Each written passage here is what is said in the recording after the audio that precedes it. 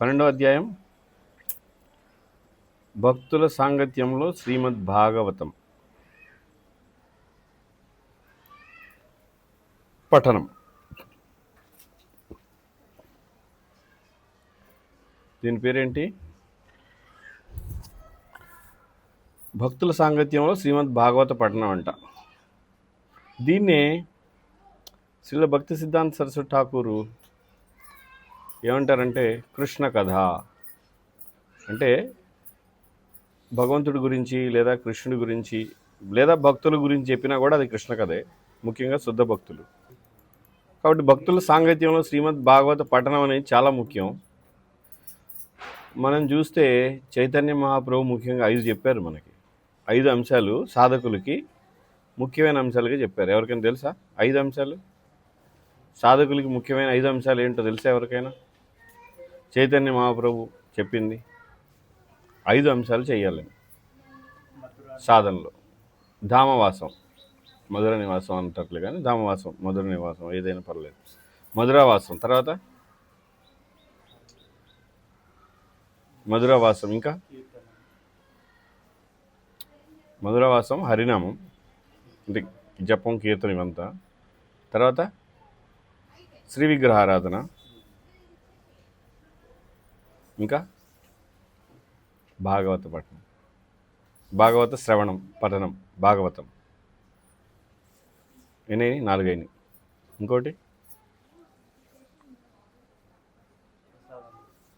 ఇంకోటి ఏంటి?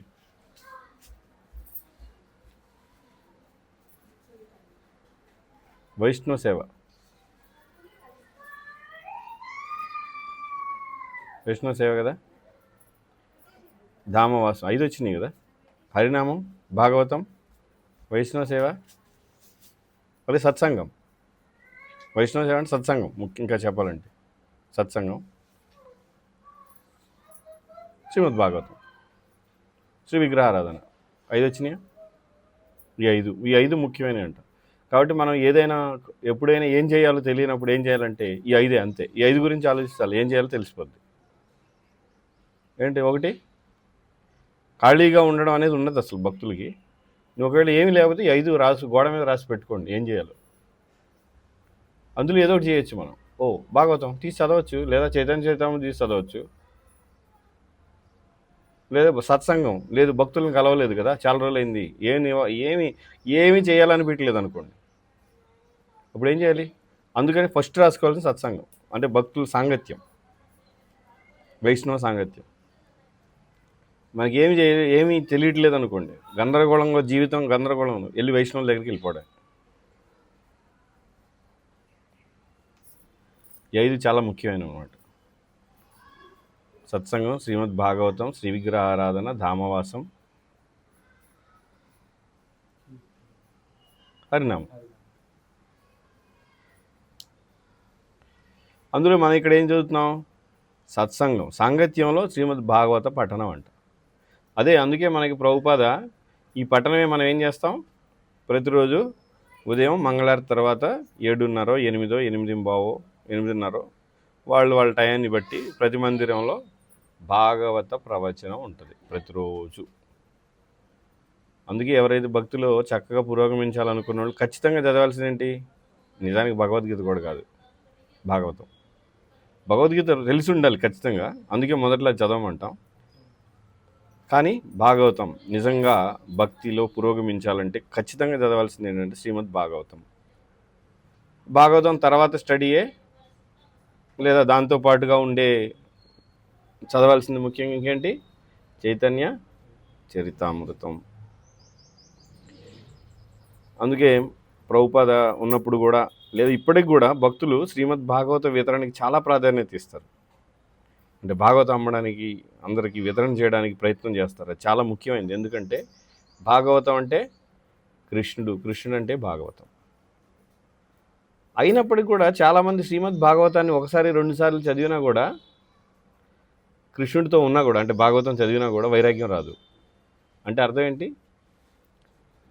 అంటే చదివారు కానీ ఎలా చదవాలో అలా చదవలేదు. ఇప్పుడు ఏదైనా ప్రతి పనికి కూడా ఎలా చెయ్యాలి అనేది ఒక పద్ధతి ఉంటుంది. ఉదాహరణకు ఒక క్రికెట్ ఆడేవాడు ఉన్నాడు, వాడు ఊరికే అవుట్ అవుతున్నాడంటే వాడు అవుట్ అవ్వకుండా ఆడే పద్ధతి ఒకటి ఉంటుంది కదా, తెలుసుకొని ఉండాలి కదా. అంతేగాని ఫస్ట్ బాల్లే అవుట్ అయిపోతే, లేదా ఇంకా ఒక డ్యాన్స్ వేసేవాడు ఉన్నాడు, నృత్యం చేసేవాడు ఉన్నాడు, అక్కడికి వెళ్ళి ఎప్పుడు ఒకే స్టెప్ వేస్తుంటే అదే వేస్తే ఎలా ఉంటుంది? అంటే నృత్యానికి కూడా ఒక కళ, అదేవిధంగా ఆటలు కానీ ఏదైనా మనం మొత్తం అన్నిటికీ ఒక పద్ధతి అనేది ఉంటుంది. ఆ పద్ధతిలో వెళ్తేనే దానికి ఒక ఫలితం ఖచ్చితంగా వస్తుంది. అదే విధంగా మనం కూడా భాగవతం చాలామంది ఒకసారో 2 సార్లు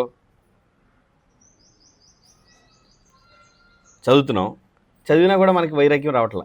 ఖచ్చితంగా రావాల్సిందంటే శ్రీమద్ భాగవతం చదివితే ఒకటి రావాలి, వైరాగ్యం రావాలి. రెండోది జ్ఞానం కూడా వస్తుంది. ఎందుకంటే చదవడం ద్వారా చాలా విషయాలు తెలుస్తాయి. జ్ఞాన వైరాగ్యం ఖచ్చితంగా రావాలి భాగవతం చదివితే. కానీ చాలామందిలో అది రాదు. కారణం ఏంటంటే మనం సరైన విధానంలో ఎలా వినాలో, ఎలా చదవాలో అలా మనం చదవట్లేదు. ఆ సమస్య ఏంటో కూడా చెప్తాను. ఏంటో అనుకుంటున్నారు? ఏ విధానంలో సమస్య ఏంటో తెలుసా? ఇది నా కోసం ఉంది, నా జీవితాన్ని మార్చడానికి, నా గురించే ఇక్కడ చెప్పబడిందని అనుకోం మనం. అదే సమస్య. మూల సమస్య ఏంటంటే అదే, ఇది నా కోసం ఉంది, నేను చేయడానికి, నాలో ఈ తప్పులు ఉన్నాయి, నేను దిద్దుకోవాలి, నేను ఇలా మారాలి అనేది అనుకోరు. ఇది ఎప్పుడో జరిగిన చరిత్ర అంట, సుఖదేవ్ గోస్వామి చెప్పాడంట, పరీక్షిత్ మహారాజ్ అంట, అక్కడ రంతిదేవుడు అంట, పృథు మహారాజ్ అంట, ధ్రువ మహారాజ్ అంట అంటే కానీ నీకు దానికి సంబంధం లేదు. అక్కడే సమస్య. ఇది కథలుగా, స్టోరీలుగా చాలా వెరీ వెరీ నైస్, చాలా బాగున్నాయి అనుకుంటే ఏం ఉపయోగం లేదు దాని ద్వారా. కాబట్టి ఇది మనకి అని చదివితే అప్పుడు మార్పు వస్తుంది జీవితంలో. అది నిజంగా కృష్ణ కథ, అది భాగవతం. అందుకే కదా శ్రీమద్ భాగవతంలోనే మనకి ఉంది కదా, మొదటి స్కందంలో ఏంటి, కృష్ణ స్వధామోపగతే అంటే కృష్ణుడు తన స్వధామానికి వెళ్ళిపోయిన తర్వాత తానుకు ప్రతిగా ఇక్కడ ఏం వదిలేశాడు కృష్ణుడి కోసం. కృష్ణుడు ఇక్కడ ఎలా ఉన్నాడంటే భాగవత రూపంలో ఉన్నాడంట. వైదిక విజ్ఞానముకు శ్రీమద్ భాగవతము కల్పవృక్షం వంటిది. వైదిక విజ్ఞానం ఏదైతే ఉందో ఆ విజ్ఞానం అంతా కూడా, వైదిక విజ్ఞానం అంతా కూడా ఒక అడవి అనుకుందాం. అడవిలోనే కదా చెట్లు ఉంటాయి. అడవిలో అన్ని కల్పవృక్షాలు ఉంటాయా? ఉండవు. కల్పవృక్షాలంటే కోరికలు తీర్చేది, ఏమడితే అది ఇస్తుంది. అడవిలో చెట్లన్నీ కల్పవృక్షాలు అవుతాయా? అవవు. అక్కడ ఒకటే ఉంటుంది, లేదా ఒకటో రెండో ఉంటాయి అంతే. చాలా అరుదుగానే ఉంటాయి, అది ఇక్కడ విషయం. కాబట్టి ఆ అరుదుగా ఉండే కల్పవృక్షం ఏంటి వేదాలన్నింటిలోకి? శ్రీమద్ భాగవతం. వేదం అనగా జ్ఞానరాశి. జ్ఞానరాశి అంటే చాలా ఉంటాయి కదా, అదేవిధంగా అడవిలో చాలా చెట్లు ఉంటాయి, అందులో కల్పవృక్షం ఒకటి, అదే శ్రీమద్ భాగవతం. మానవ జాతికి అవసరమైన సమస్త విజ్ఞానం శ్రీమద్ భాగవతంలో చక్కగా ప్రతిపాదించబడింది. మనకు అవసరమైన ప్రతిదీ కూడా, మానవ జాతికి అవసరమైనది అంతా కూడా విజ్ఞానం భాగవతంలో చక్కగా ఇవ్వబడింది. మనకి మెడిసిన్ కూడా ఉంది, అంటే పిండ ఉత్పత్తి గురించి కూడా ఉంది కదా శ్రీమద్ భాగవతంలో. అంటే స్త్రీ పురుషులు కలుసుకోగానే స్త్రీ గర్భంలో ఒక చిన్న అండం వీర్యం కలుసుకొని చిన్న బఠానీ గింజలాగా అవుతుంది. తర్వాత 1వ నెలకి ఇలా ఉంటుంది, 2వ నెలకు వచ్చే మార్పులు, 3వ నెలకి ఉన్నాయి కదా శ్రీమద్ భాగవతంలో ఉన్న మొత్తం ఇది. అదేవిధంగా సమయం ఎలా క్యాలిక్యులేట్ చేయాలి, సమయాన్ని ఎలా, నిమిషం ఎలా తయారవుద్ది, కొన్ని అణువులను తీసుకొచ్చి కొన్ని 6 అణువులు కలిస్తే అది ఒక క్షణము, గడియ, విగడియ, తర్వాత ఇట్లా చాలా నిమిషాలు, గంటలు, రకరకాల రోజులు, ఇవన్నీ కూడా క్యాలిక్యులేషన్ ఉంది భాగవతం. చాలా ఉన్నాయి లోతుకు చూస్తే. అంటే కొన్నిటికి వివరణ ఎక్కువగా ఉంది, కొన్నిటికి వివరణ తక్కువగా ఉంది. కానీ మనకి కావాల్సిన అన్నిటి వివరణ ఉంది అక్కడ. ఆత్మ గురించి లేదా చాలాసార్లు ఉంది ఆత్మ గురించి. కపిల భగవానుడి బోధనలో ఉంది ఆత్మ. అదేవిధంగా ధ్రువుడు గురించి లేదా ప్రహ్లాదుడు చెప్తాడు ఆత్మ గురించి చాలాసార్లు. అదేవిధంగా శివుడు చెప్తాడు ఆత్మ గురించి, ఆధ్యాత్మిక జ్ఞానం. ఇంకా చాలామంది, సుధాముడు, ఎంతోమంది ఆత్మ గురించి చెప్పడం ఉంది. కాబట్టి అదేంటంటే జ్ఞాన రాశి వేదాల్లో కల్పవృక్షం అనమాట. మీకు ఏది కావాలంటే అది అన్నీ ఉన్నాయి అందులో. ఇంకా అన్నీ ఉన్నా కూడా అవన్నీ కూడా వాటి కేంద్రం ఒకే వైపు ఉంది. ఏంటంటే ఆత్మజ్ఞానం వైపు, ఆధ్యాత్మిక పురోగతి వైపు ఉంది.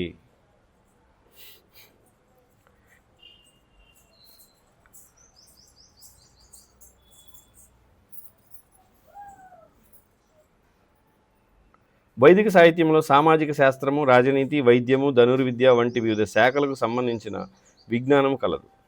అయితే మనం ఇక్కడ చూడొచ్చు వైదిక సాహిత్యంలో ఇవన్నీ ఉన్నాయి. మరి రాజనీతి ఉందా ఎక్కువగా అంటే అది కూడా ఉంది శ్రీమద్ భాగవతంలో. అంటే ఎలా పాలించాలి ధార్మికంగా, ఆధ్యాత్మిక పురోభివృద్ధి జరిగే విధంగా ఎలా పాలన ఉండాలి అలాంటివి ఉన్నాయి కదా. ధర్మరాజు ఎలా పాలించాడు, లేదా పృథు మహారాజు పాలిస్తే అన్ని చోట్ల ఆహారం కావలసినంత పండింది అని భాగవతం చెప్తుంది. ఇంకా వైద్యం గురించి ధన్వంతరి పుట్టడం గురించి కూడా ఉంది కదా శ్రీమద్ భాగవతంలో. ధన్వంతరి ఏమేమి తీసుకొస్తాడు ఏంటి, కాబట్టి అన్నిటికీ కూడా సూచనలు ఉన్నాయి. కానీ ప్రధానంగా ఏముంది శ్రీమద్ భాగవతం అంటే కృష్ణ భక్తి ఉంది. అది ఎక్కడిచ్చారు? 10వ స్కందంలో. 10వ స్కందం అంతా 90 లీలలు అన్నీ ఏంటి? కృష్ణ భక్తి కదా, కృష్ణుడే కేంద్రంగా ఉంటుంది. అందుకే కొంతమంది ఏమంటారంటే భాగవతం ఏదో కృష్ణ పక్షపాతిగా ఉంది, ఏదో కృష్ణుడి గురించేనా, మరి రాముడి గురించి ఎక్కువేం లేదు, ఉంది కానీ ఒక అధ్యాయం ఉంది ఎక్కడో 9వ స్కందంలోనే ఎక్కడో ఉంది కదా రాముడి గురించి. ఏదో స్కందం నాకు గుర్తురాట్లా, 5వ స్కందం ఎవరికైనా గుర్తుందా? రాముడి గురించి ఒక అధ్యాయం రాముడి గురించి ఉంటుంది, శ్రీమద్ భాగవతంలో ఉంది. అలాగా ఇంకా చాలా విషయాలు ఉన్నాయి, కానీ ప్రధానంగా ఏముంది? భక్తి గురించి ఉంది. ఈ సమస్త శాఖలకు సంబంధించిన విజ్ఞానము పరిపూర్ణంగా వేదంలో వివరించబడింది. వేదాల్లో అన్నీ ఉన్నాయి. ధనుర్విద్య అంటే దాన్నే ధనుర్విద్య, తర్వాత ఆయుర్వేదం అంటే వైద్య విద్య, రాజనీతి కౌటిల్యుడు, చాణక్యుడు రాజనీతి, అదేవిధంగా సామాజిక శాస్త్రం, సమాజాన్ని ఎలాగా, మనుస్మృతి, సమాజాన్ని నడిపించడానికి నియమాలు, ఈ వేదాల్లో అన్నీ ఉన్నాయి. మరియు ఆధ్యాత్మిక జ్ఞానము పరిపూర్ణ విధానము కూడా అందులో ఉంది. ఎక్కడ? వేదాల్లో అది కూడా ఉంది. ఆధ్యాత్మిక జ్ఞానానికి పరిపూర్ణమైనది కూడా ఉంది. అట్టి వేదం లాంటి కల్పవృక్షపు పక్వ ఫలమే శ్రీమద్ భాగవతముగా పరిగణించబడింది. ఇక్కడ మళ్ళీ ఏం చేశారు? వేదాలను మొత్తాన్ని మళ్ళీ కల్పవృక్షంగా చెప్తున్నారు. మొదట్లో మనం ఏం చదివాం? వేదాల్లో కల్పవృక్షం భాగవతం అని, కానీ ఇప్పుడు వేదాన్ని మొత్తాన్ని కల్పవృక్షంగా చెప్తున్నారు. కారణం ఏంటంటే వేదాల్లో మనకి ఏం కావాలన్నా అన్నీ ఇస్తుంది, వేదాల్లో అన్నీ ఉన్నాయి అక్కడ. కాబట్టి దాని పరిపక్వమైన అంటే పండిన ఫలం ఏంటి? వేదాల ద్వారా శ్రీమద్ భాగవతం అంటే మనం తినడానికి ఉపయోగపడేది కదా, మనం జీవించడానికి ఉపయోగపడేది. కాబట్టి అసలైన జీవితానికి నిజంగా ఆత్మకు కావాల్సింది ఏంటంటే శ్రీమద్ భాగవతం. మిగతా అన్నీ కూడా మనకి అంటే ఆ పండుని తినడానికి మనకి సపోర్ట్గా మనం ఉండడానికి మిగతా వాటికి ఉపయోగపడుతుంది. అంటే ఒక్క మాటలో చెప్పాలంటే మిగతా జ్ఞానం అంతా మన ఈ భౌతిక సంసారంలో ఉన్నంతకాలం ఉపయోగపడడానికే, కానీ శ్రీమద్ భాగవతమే ఆత్మను ఉద్ధరించేది. మిగతాదంతా కూడా ఆ ఉద్ధరణకు కావలసిన సహాయం చేయడానికి ఉంటుంది మనం ఇక్కడ ఉన్నంతకాలం. అంటే శరీర పోషణ, సామాజిక మానవ నియమాలు, పద్ధతులు తెలియజేయడానికి ఉంది. పండ్ల చేతనే చెట్టుకు గౌరవం ఏర్పడును. అంతే కదా, ఏ చెట్టు అయినా మనకి గౌరవం, దాని మీద ఇష్టం, దాని జాగ్రత్త ఎలా వస్తుంది? అది ఎంత మంచి పండ్లనిస్తే అంత జాగ్రత్త దాని మీద ఉంటుంది, అంత గౌరవం ఉంటుంది, అది చాలా ఇష్టం అవుతుంది మనకి. అంతేగాని లేదంటే అది ఏ పళ్ళు ఇవ్వకుండా పిచ్చిది, లేదంటే అందులో విషపూరితమైన పురుగులు, విషపూరితమైన చెట్టు అయితే అసలు మనం దాన్ని అసహించుకుంటాం కదా. అది దాని దగ్గర కూడా కొట్టేస్తాం, దగ్గర ఉండేవాడు, మన దగ్గరలో ఉండనేమో కదా అటువంటి చెట్లు. అందరూ మామిడి పండు ఉంచుకుంటారు, లేదా జామ పండు, సీతాఫలం ఇట్లాంటివి ఉంచుకుంటారు. అంతేగాని విషం చిమ్మేటువంటి చెట్టుని ఎవరైనా ఉంచుకుంటారా? ఉంచుకోరు. కాబట్టి పండ్ల వల్లనే గౌరవం. అదేవిధంగా శ్రీమద్ భాగవతం కూడా పరిపక్వమైన ఫలం కాబట్టే భక్తులకి చాలా ఇష్టం. ఎందుకని? అది చదువుతున్నంతసేపు వాళ్ళలో జ్ఞాన వైరాగ్యం చేత కృష్ణుడి పట్ల ఆకర్షణ పెరుగుతూ ఉంటుంది. దేనివలన? భాగవతం వల్ల. ఉదాహరణకు ఫలరాజముగా పిలువబడు మామిడి పండును ఉత్పత్తి చేయుట చేతనే మామిడి చెట్టుకు అంతటి ప్రశస్త్యం ఏర్పడింది. మామిడికాయ పండి పక్వమైనప్పుడు అది ఆ చెట్టు మనకు అందించు అద్భుత వరం అవుతుంది. ఒక చెట్టు మనకి ఇచ్చే వరం ఏంటంటే, ఏదైనా పండ్ల చెట్టు అది ఇచ్చే మంచి ఫలాలే. అంతేగాని కాయలన్నీ కాస్తున్నాయి, ఫలం ఎప్పుడు రావట్లేదు, ఆ కాయలు పండట్లేదు, ఒకవేళ కాయలు కాసినా అవి చాలా చేదుగా, చండాలంగా, మనం తింటే వాంతులు విరోచనాలు అవుతున్నాయి అంటే ఆ చెట్టుని సాధారణంగా ఏం చేస్తారు? తీసేస్తారు, కొట్టేస్తారు, దాన్ని ఉండేవారు దగ్గర. ఎందుకని? ఎవడైనా వేరే వాడు తింటే మళ్ళీ వాడికి సమస్య కదా. అట్లు వేదమండి కల్పవృక్షముకు కాసిన పరిపక్వ ఫలమే శ్రీమద్ భాగవతం. పక్వమైన ఫలమును ముందుగా ఒక సుఖము రుచి చూచినచో ఆ ఫలము మరింత అధికముగా ఆస్వాదనీయమగును. ఇప్పుడున్న గంజి బ్యాచ్కి తెలియదు కానీ ఈ విషయం, గంజి అంటే జంజి నా ఉద్దేశంలో.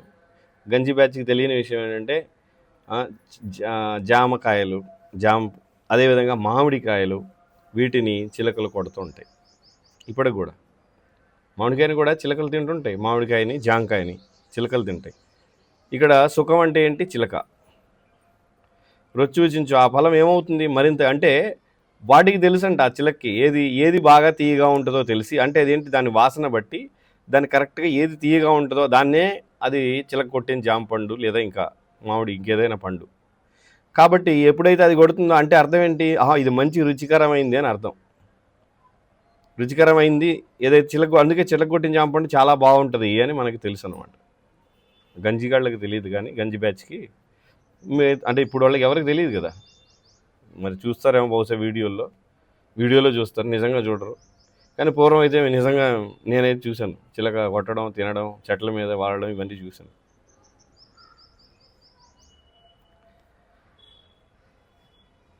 అప్పుడు ఏమవుతుంది? అలా కొడితే అది ఇంకా తీగా ఉంటుందంట. మిగతా అన్నింటిలో కూడా అది ఖచ్చితంగా తీగా ఉండే పండు. ఇంకా అందులో ఆలోచించాల్సిన పని లేదు. చిలగొట్టిన పండు చాలామంది ఏం చేస్తారంటే చిలగొట్టిన పండు ఆ విషయం ఏమి ఉండదు, కానీ చిలగొట్టి కొంచెం కొరికింది అనుకోండి అది బాగుంటుంది కాబట్టి అది ఫస్ట్ తింటారు. చాలామంది అదే తింటారు, కడుక్కొని లేదా అంతవరకు కోసేసి తినేయచ్చు. అట్లే సుఖదేవ గోస్వామి పవిత్ర ముఖారవిందం నుండి వెలువడినట్టు శ్రీమద్ భాగవత ఫలము మరింత అధికముగా ఆస్వాదనీయం. అయితే సుఖదేవ గోస్వామి ఎలా వచ్చింది ఆయనకి పేరు, అది మళ్ళీ వేరే స్టోరీ. అంటే రాధారాణి దగ్గర ఉండే చిలక వచ్చిందని, కాబట్టి రాధారాణి దగ్గర ఉండే చిలక కాబట్టి ఆ చిలక కృష్ణుడి గురించి ఎక్కువగా మాట్లాడిద్ది. కాబట్టి శ్రీమద్ భాగవతంలో 10వ స్కందంలో కృష్ణుడి గురించే అన్ని లీలలు చెప్తుంది ఆ చిలక. అంటే ఆయనే సుఖదేవ గోస్వామి. మరి అలాంటి చిలక ఇక్కడ ఎలాగా మొదట్లో ఎలాగైంది? బ్రహ్మజ్ఞానం మాత్రమే ఉందండి, భక్తుడు కాలేదు సుఖదేవ గోస్వామి. మొదట్లో భక్తుడు కాదు, శ్రీమద్ భాగవతం విన్న తర్వాత భక్తుడయ్యాడు అనమాట. అదంతా అది వేరే కథ, మనం ఇప్పుడు ఆ కథలోకి వెళ్ళట్లేదు, వద్దు. విచ్ఛిన్నము కానటి గురు శిష్య పరంపర ద్వారా శ్రీమద్ భాగవతం పొందవలను. భాగవతాన్ని ఎలా పొందాలి? శాస్త్రి, శర్మలు, రావులు, బ్రహ్మశ్రీలు, ఉషశ్రీలు, వాళ్ళ బొందశ్రీలు ద్వారా శ్రీమద్ భాగవతాన్ని వినాలా? అస్సలు వినకూడదు. అలా వింటే అది విషంతో సమానం. ఎందుకని? ఈ శాస్త్రులు, శర్మలు, ఈ స్త్రీలు ఆ స్త్రీలు పండితులైతే అవ్వచ్చు, కానీ వాళ్ళకి భక్తి అయితే ఉండదు. ఉంటుందా భక్తి? భక్తులైతే వాడు వైష్ణవుడు అయిపోయి ఉంటాడు కదా, విష్ణు భక్తుడై ఉంటాడు కదా. ఇంకా శాస్త్రి శర్మని ఎందుకు అంటాడు? నేను ఇలాంటి స్వామిని, నేను దాసుడిని అని చెప్పుకుంటాడు. వాడు దాసుడైతే, వాడు భక్తుడైతే గురు శిష్య పరంపరలో ఉంటే వినాలి. వాడు ఎంత స్త్రీ అయినా, ఎంత గొప్ప అయినా. ఇప్పుడు టీవీల్లో చాలామంది ఈయన చాలా బాగా చెప్తాడు, కానీ ఏం ఉపయోగం? వాడికి భక్తి లేదు, ఆ విషయం వినేవాడికి తెలియదు. కాబట్టి మనం భక్తి ఛానల్ అసలు పెట్టకూడదు, అసలు చూడకూడదు. ఏంటంటే భక్తి ఛానల్. కారణం అందులో చూస్తే ఏం చేయాలో నీకు తెలియదు కదా. ఈరోజు వినాయకుడు, రేపు దుర్గా, తర్వాత అది, తర్వాత ఇది, తర్వాత ఇది. ఏం చేస్తావు నువ్వు? ఈరోజు ఇది చదువు, వినాయక స్తోత్రం చదువు, రేపు శివ స్తోత్రం చదువు, తర్వాత విష్ణు చదువు, తర్వాత నారాయణ చదువు. ఏం చేస్తావు? కాబట్టి నిజంగా భక్తులైన వాళ్ళు, సాధకులు ఏం చేయాలి? మనం శ్రీమద్ భాగవతాన్ని చదవాలి, భాగవతాన్ని వినాలి, భాగవతుల సాంగత్యం చెయ్యాలి. అదే మన యొక్క లక్ష్యం. అంతేగాని ఏదో బాగుంది, వీళ్ళు బాగా చెప్తున్నారు, ఆయన కూడా మంచి అండి, ఆయన శాస్త్రి గారండి, ఆయన శ్రీ అండి, ఆయన బ్రహ్మశ్రీ, ఉషశ్రీ. చాలామంది ఈ బొంద ఎదవలందరూ వాళ్ళే పెట్టేసుకుంటారు, తగిలిచ్చేసుకుంటారు పేర్లు. బ్రహ్మశ్రీ, ఆ శ్రీ, ఈ శ్రీ అని పెట్టేసుకుంటారు చాలామంది. అఫ్కోర్స్ కొంతమందికి ఎవరైనా ఇస్తే ఇవ్వచ్చు వాళ్ళు, ఎందుకంటే పాండిత్యం వలన వాళ్ళకి పాండిత్యం ఉండొచ్చు, దానివలన వాళ్ళకి పేరు రావచ్చు. కానీ అది కేవలం పాండిత్యం, తెలివితేటలు మాత్రమే, వాటిలో భక్తి లేదు కదా. కాబట్టి అది అక్కడి నుంచి మనం వింటే అది విషయం అయిపోతుంది. ఎందుకంటే వీళ్ళు ఎక్కువ మంది మాయావాదులు. వీళ్ళందరూ అంటే మాయావాదులందరూ ఎవరు? వెధవలు, మాయావాదులు. మాయావాది హోయ్ కృష్ణ అపరాధి. చైతన్య మహాప్రభు చెప్తున్నారు, మాయావాది అపరాధి కృష్ణుడు. కానీ కృష్ణుడు అపరాధం చేసేవాడు వెధవగాక మంచోడు అవుతాడా? వాడు ఎంత సన్యాసి అయినా కానీ. ఇప్పుడు ఇలా వింటే ఇది చాలా అంటే చాలా విపరీతంగా ఎక్స్ట్రీమ్కి వెళ్ళిపోయారు. మాయావాదులు తిట్టేస్తున్నారు. మీ వయసు ఎంత? మాయావాదులు 70-80 ఏళ్ళ వయసులో ఉన్నారు. వాళ్ళ జీవితాన్ని అంతా అంకితం చేసి వైరాగ్యంతో ఉన్నారు. నిజం, అందులో డౌటే లేదు. వాళ్ళు నిజంగా వైరాగ్యంతో ఉంటారు, ఎటువంటి సందేహం లేదు. వాళ్ళు ఎటువంటి ఇంద్రియ భోగం చేయరు, చాలా ఖచ్చితంగా నియమాలు పాటిస్తారు, అన్నీ చేస్తారు. అయినా వెధవలు అనేది మాత్రం నిజం. కారణం ఎందుకంటే భగవంతుడికి రూపం లేదు అని చెప్తాడు వాడు. ఆయన ఎక్కడా ఉండడు, వైకుంఠం లేదు, ఇదంతా లేదని ఖచ్చితంగా వాడు నమ్ముతాడు. ఖచ్చితంగా, అందులో సందేహమే లేదు. ఒకవేళ వాడు నమ్మకపోతే వాడు మాయావాదిగా ఉండలేడు కదా. కాబట్టి అటువంటి మాయావాది అయినా 80 ఏళ్ళు 90 ఏళ్ళు పండు ముసలోడైనా వాడు మాయావాది అయితే వాడి దగ్గరకు కూడా వెళ్ళకూడదు. అటువంటి వాడి దగ్గరికి అస్సలు వెళ్ళకూడదు. అక్కడికి వెళ్తే ఏమవుతుందంటే, పాలు శ్రీమద్ భాగవతం మంచివే, పుష్టినిస్తాయి. కానీ ఒక తాచుపాము, విషపు పాము దాన్ని తాగితే, ఆ పాలని మనం తాగితే మనం చేస్తాం. అలాగే వాడి దగ్గరికి వెళ్తే మన దగ్గర ఉన్న కృష్ణ భక్తి, కొంచెం శ్రద్ధ కూడా మొత్తం నాశనం అయిపోద్ది. ఎందుకంటే వాడికి కృష్ణ భక్తి లేదు. ఎందుకంటే వాడి దృష్టిలో కృష్ణుడు లేడు. ఎవరి దృష్టిలో? మాయావతి దృష్టిలో. అందుకే వాడు ఎదవ. వాడిని ఎదవని ఊరికే అంటలేదు, వాడి దృష్టిలో కృష్ణుడే లేడు అసలు. కాబట్టి ఎందుకంటే ఖచ్చితంగా చెప్తున్నానంటే, కృష్ణ కథ మనం వినాలంటే వైష్ణవుల ద్వారా, పరంపర ద్వారా మాత్రమే వినాలి తప్ప ఇంకే విధంగా విన్నావా సర్వనాశనం అయిపోతావు. అంటే సర్వనాశనం అంటే జీవితం నాశనం అవ్వదు, భక్తి నాశనం అయిపోద్ది. మొత్తం భక్తి సున్నా అయిపోద్ది, అందులో డౌటే లేదు, సందేహమే లేదు. ఒక పరిపక్వ ఫలము చెట్టు చిటారు కొమ్మ నుండి వివిధ వ్యక్తుల చేతులపై మీదుగా క్రిందకు అందించబడించో ఆ ఫలము చితికిపోకుండా జాగ్రత్తగా వస్తుంది. ఇప్పుడు చెట్టు పైన ఉంది, ఎక్కడో చిటారు కొమ్మ ఉంది, అక్కడ వరకు 4-5 ఎక్కి ఒకళ్ళ నుంచి ఒకళ్ళు చేతికి అందించుకుంటూ కిందకు వస్తే బాగుంటుంది. ఎందుకని? అది బాగా పండిపోయిన ఫలం. పండింది చెట్టు మీద నుంచి జాలి కింద పడితే ఏమవుతుంది? ఖచ్చితంగా పగిలిపోతుంది. కాబట్టి ఆ విధంగా అందుకే గురు శిష్య పరంపర ఉంది. ఏంటంటే జాగ్రత్తగా అందించడానికి. ఎవరికి అందించాలో వాళ్ళకే అందించాలి. అంటే ఎవరికి అందించాలి? విశ్వాసం ఉన్న వాళ్ళకి, కృష్ణుడి పట్ల, వేదాల పట్ల. అట్లే శ్రీమద్ భాగవతం గురు శిష్య పరంపర ద్వారా మనకు లభించినచో అది ఏ విధముగాను విచ్ఛిన్నము కాకుండాను. అది ఈ విధంగా వస్తే అంటే అది పగిలిపోకుండా మనకు వస్తుంది. ఇక్కడ నాకు ఒక విషయం గుర్తొచ్చింది. ఏంటంటే మన కొన్ని సెంటర్లో, అంటే ఇస్కాన్ మందిరాలు కొన్ని సెంటర్లో కూడా మాయావాదులు వచ్చి చెప్తున్నారు, ప్రవచనాలు చెప్పేవాళ్ళు ఉన్నారు అక్కడక్కడ. అంటే వాళ్ళు కొంతమంది భక్తులు కూడా మాయావాదులను గౌరవించేవాళ్ళు ఉన్నారు. ఇంకా అపసంప్రదాయంలో అంటే గౌడీ తిలకమే పట్టుకుంటారు, కానీ సహజీయాల్లాగా వాళ్ళు ఏంటి స్త్రీల వేషం వేసుకొని, పురుషుడైనా స్త్రీ వేషం వేసుకొని నేను గోపికని అయిపోయాను డ్యాన్స్ వేసేవాళ్ళు, లేదా అమ్మాయిల్లాగా అమ్మాయిల అబ్బాయిలు కలిసి డ్యాన్సులు వేయడాలు, ఇవన్నీ అపసంప్రదాయాలు. వాళ్ళ నుంచి కూడా వినకూడదు. చాలా జాగ్రత్తగా ఉండాలి ఈ విషయంలో.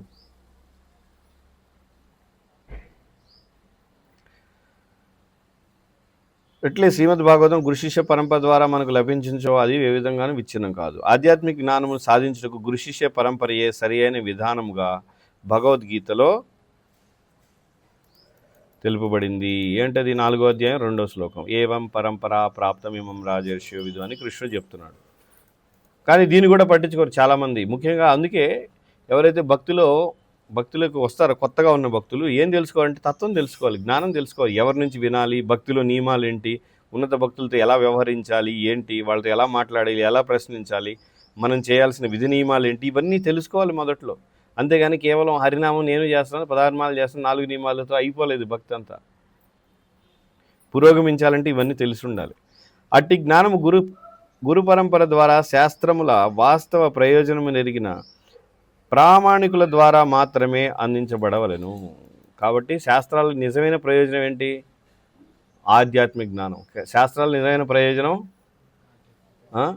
ఏదది? ఆర్ట్ ఆఫ్ లివింగ్ కాదు, ఆర్ట్ ఆఫ్ డయ్యింగ్. అంటే చనిపోయే మరణ కళ నేర్చుకోవాలి.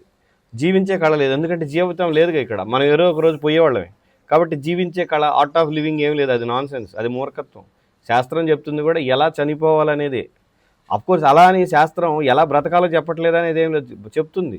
కానీ బ్రతకడం కోసం మనం శాస్త్రం చదవకూడదు, చావడం కోసం చదవాలి. ఎలా చావాలో నేర్చుకోవడానికి చదవాలి. బ్రతకడం కోసం ఎవరు శాస్త్రం అవసరమా? శాస్త్రం చదవకపోతే బ్రతకట్లేదా? చాలా జీవులు బ్రతుకుతున్నాయి, జంతువులు బ్రతుకుతున్నాయి, అన్నీ బ్రతుకుతున్నాయి. కాబట్టి ఇక్కడ జీవించి ఉండడం అనేది లేదు. కాబట్టి మరణించేది. ఎందుకంటే వాళ్ళు చెప్తారు కదా, నువ్వు ఎలాగా మీరందరూ హ్యాపీగా కొంతమంది ఎవరైతే హ్యాపీగా బ్రతకొచ్చు ఇక్కడ మీరు హ్యాపీగా ఉండండి ఇక్కడ ఉన్నంతకాలం అంటే అది కేవలం మోసం చేయడం మాత్రమే. ఎందుకని? దుఃఖాలయం అనే శాశ్వతాన్ని కృష్ణుడు చెప్తుంటే ఇక్కడ నువ్వు హ్యాపీగా ఉండొచ్చు అంటావేంటి? అది కూడా ఎలా చెప్తారు హ్యాపీగా ఉండొచ్చు? కృష్ణుడితోటి గురించి కృష్ణుడి జ్ఞానం ఏమి ఉండదు, ఆడ ఆత్మజ్ఞానం ఏమి ఉండదు. మీరు ఎలా హ్యాపీగా బతకొచ్చు అంటే మంచి సాత్విక ఆహారం తినండి, యోగాసనాలు వేయండి, ఇవి వాళ్ళు చెప్పేది. అదంతా ఉపయోగం లేదు. ఆ యోగాసనాలు కోతులు కూడా తెలియకుండా వేస్తుంటాయి కదా. శీర్షాసనం కూడా వేస్తుంది కోతి, ఏదా? కాళ్ళు 2 పైకి కొమ్మకాయ పెట్టి తల కింద కాలి చేస్తుందా? మరి అది తెలియకుండా శీర్షాసనం కూడా వేస్తుందిగా, అది కూడా బ్రతుకుతుందిగా. కానీ కోతి జ్ఞానం ఉంది, ఆత్మజ్ఞానం. భగవంతుడు ఏం లేదు. కాబట్టి ఆ జ్ఞానం తెలుసుకోవడం కదా ముఖ్యం. కానీ ఈ ఎదవ అవి చెప్పరు. ఎందుకని? అవి చెప్తే మళ్ళీ కృష్ణుడికి భక్తులు అవుతారు కదా అందరూ. ఆ ఎదవలకి భక్తులు అవ్వాలి మనం అందరం, అది వాళ్ళ లక్ష్యం. వాడు గాడ్ మ్యాన్ లాగా, వాడు ఒక పెద్ద గురూజీ లాగా తయారవ్వాలి. అందుకని ఆ మూర్ఖుడికి, ఆ వెదవకి తెలియదు కృష్ణుడు చెప్పే జ్ఞానం భగవద్గీత. వాడు చదవడం. ఒకవేళ కొన్నిసార్లు ఆ వెదవలు వాడతారు. ఎందుకు వాడతారు? జనాల్ని ఆకర్షించడం కోసం కృష్ణుడు చెప్పింది కొన్నిసార్లు చెప్తారు. కానీ ఏమని చెప్తారు? నిజానికి కృష్ణుడు లేడని మళ్ళీ చెప్తారు. అందుకని వాళ్ళు మాయావాది ఎదవలు. మళ్ళీ మొత్తానికి ఎవరైనా కానీ కృష్ణుడి కేంద్ర బిందువు కాకుండా ఉండడమే వాళ్ళ లక్ష్యం.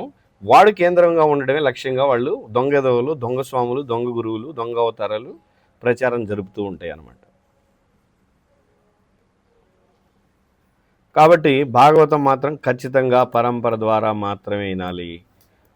ఒకవేళ ఎవడూ లేడు పరంపరలో ఉన్నవాడు వేరేవాడు చెప్తున్నాడంటే అసలు వినకుండా నిద్రపోవడం మంచిది. భక్తులు చెప్పకుండా వేరే వాళ్ళు చెప్తున్నారు, అది తప్ప మనకు దిక్కు లేదంటే నిద్రపోవాలి. దానికంటే ఉత్తమం ఏంటంటే నిద్రపోవడం. ఎందుకంటే నిద్రపోవడం వల్ల శరీరకి రెస్ట్ వస్తుంది, మన మనసు బుద్ధి పాడు కాదు.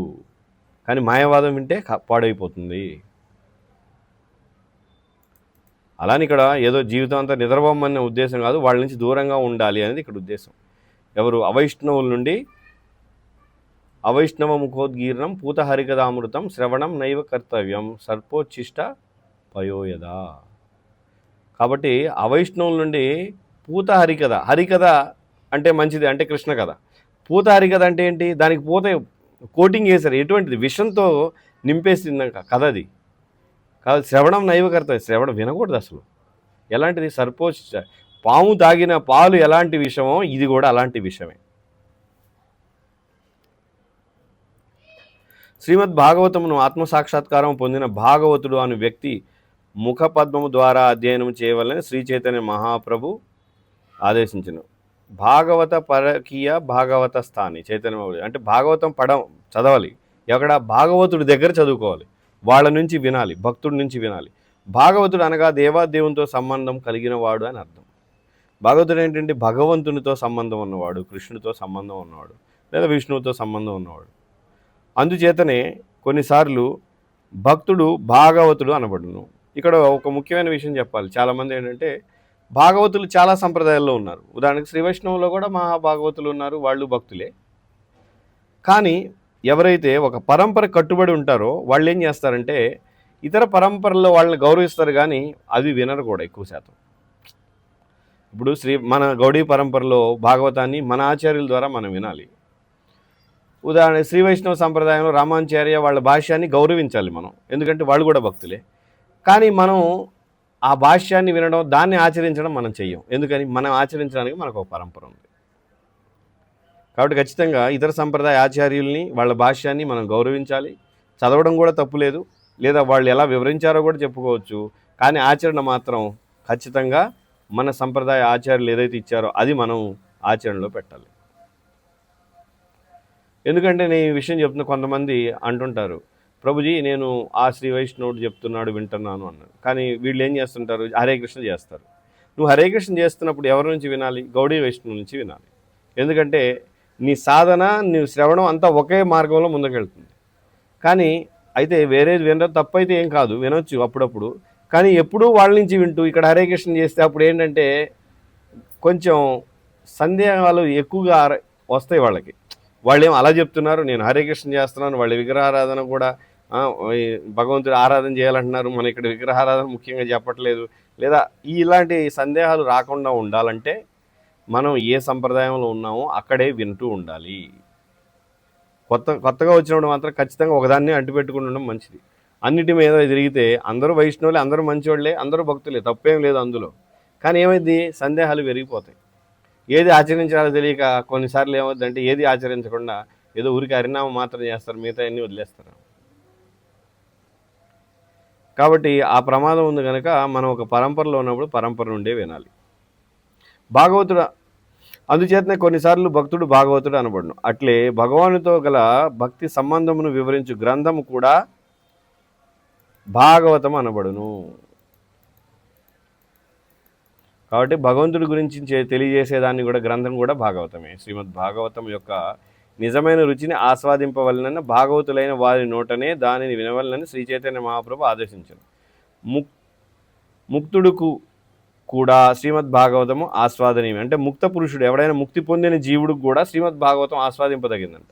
సుఖదేవ్ గోస్వామి తన తల్లి గర్భంలోనే ముక్తి సాధించినను శ్రీమద్ భాగవతమును ఆస్వాదించిన పిమ్మటనే తాను శుద్ధ భక్తుడను కాగలిగినని అంగీకరించాడు. మరి అదేంటి, రాధారాణి దగ్గర ఉన్న చిలక కదా, అది ఎప్పుడు చిలక భక్తుడే కదా, ఇక్కడికి వచ్చి ఇలాగా ముక్త పురుషుడిలాగా ఎందుకున్నాడు అని ఎవరికైనా సందేహం కలగవచ్చు. నాకు అర్థమైంది ఏంటంటే శ్రీమద్ భాగవతం యొక్క గొప్పతనాన్ని తెలియజేయడానికి ముక్త పురుషుడిగా ఉండి మళ్ళీ తెలుసుకున్న తర్వాత ఆయన భక్తుడయ్యాడని అంగీకరించారు. అంటే ఏంటి, శ్రీమద్ భాగవతం భగవంతుడి యొక్క లీలలు, భగవంతుడి యొక్క నామరూప లీలల్ని కీర్తించడానికి ఆ విధంగా అలా చేసి ఉండొచ్చు, మనకు తెలియదు. అది ఇంకేదైనా కారణం కూడా అయి ఉండొచ్చు. కనుక కృష్ణ చైతన్య మార్గంలో పురోగతి సాధించదలుచు వారు ప్రామాణిక భక్తుల సాంగత్యంలో శ్రీమద్ భాగవత వ్యాఖ్యానాలను ఆస్వాదించాలి. కాబట్టి కృష్ణ చైతన్యంలో ముందుకెళ్ళాలంటే ఖచ్చితంగా భక్తుల సాంగత్యంలో, భాగవతుల సాంగత్యంలో తప్ప శాస్త్రి శర్మలు, రావులు, అది ఇది, ఈ శ్రీలు ఆ శ్రీలు, లేదా మాయావాది సన్యాసులు, నిరాకారవాదులు, వీళ్ళందరి నుంచి వింటే ఉన్న భక్తి కూడా నాశనం అవుతుంది.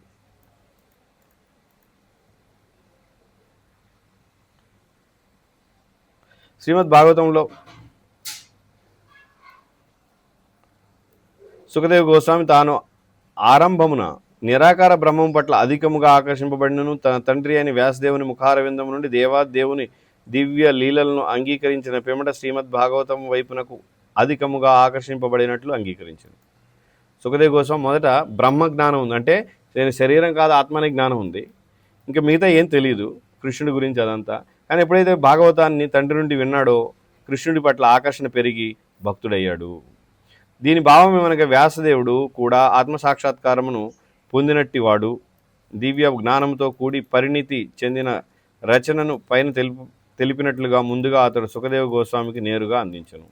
కాబట్టి వ్యాసదేవుడు రచనలన్నీ కూడా పరిపక్వం చెంది, ఎప్పుడు పూర్తి పరిపక్వం చెందినంటే భాగవతాన్ని ఇవ్వగానే ఆయనలో పూర్తి పరిపక్వత వచ్చింది.